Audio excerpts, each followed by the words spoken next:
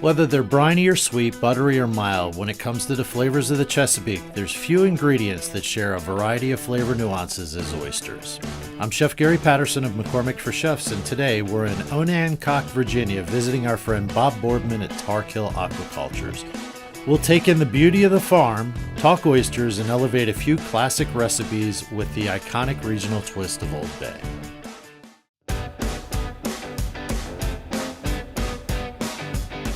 All right, man, so we got a couple cages in the boat. We should try one while they're fresh out of the water.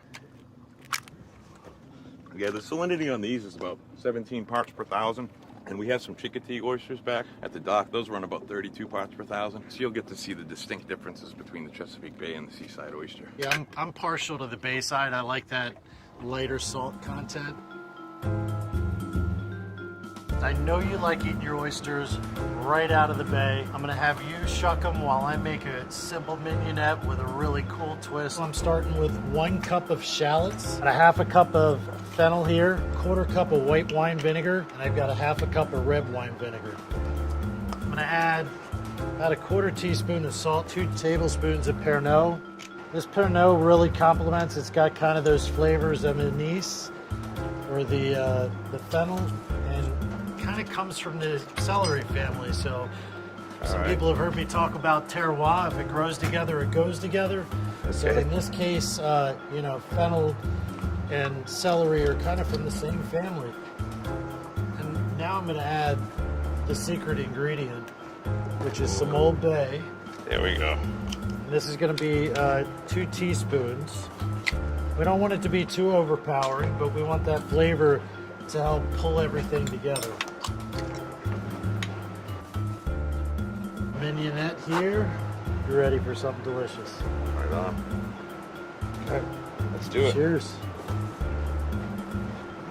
The tang, the spiciness, the shallots come through, that red wine vinegar, the fennel, the Pernod, and then the Old Bay helps round it all out. So it takes that European classic mignonette and gives that twist to it. So what are we doing now, Gary? We're gonna make a mid-Atlantic version of a cioppino. You know, there's a lot of classic ingredients that go into a cioppino, but there's no true recipe besides the base ingredient. So what I've got in here is oregano, some red pepper, we've got bay leaves, and then we've also got Old Bay. So the whole goal here is to layer on flavor.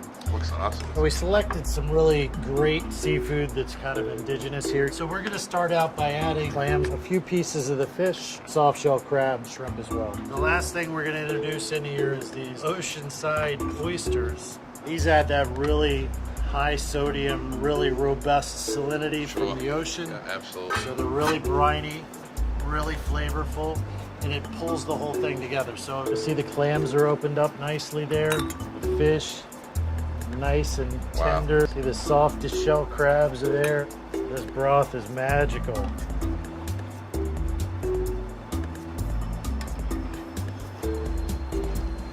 Oh my God, I thought New England clam chowder was good. You just kicked its ass. That's sick right there. Gary, thanks for coming, man. You got a great crew. That food kicked ass. I really enjoyed it. Thanks, Bob. Really enjoyed getting out here, pulling some oysters, getting to see them run down the line and create some regional special seafood items, really focusing on big flavors. We'll stay in touch. Roger that.